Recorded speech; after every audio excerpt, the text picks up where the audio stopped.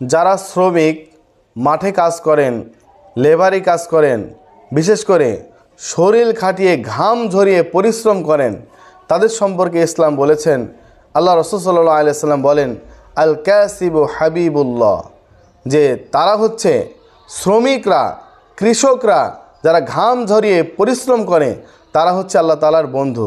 তাই শ্রমিকদের সাথে যে ব্যক্তি বেয়াদবি করে, খারাপ আচরণ করে, সে কিন্তু আল্লাহর বন্ধুর সাথেই খারাপ আচরণ করে। তাই শ্রমিকদের ন্যায্য অধিকার এটা দেওয়া একান্ত প্রয়োজন। রাসূলুল্লাহ সাল্লাল্লাহু আলাইহি ওয়াসাল্লাম বলেছেন যে শ্রমিকের ঘাম ঝরানোর আগেই তাকে তার মূল্য পরিশোধ করে দাও, এবং শ্রমিকদের সর্বোচ্চ মর্যাদা সম্মান ইসলাম দিয়েছে।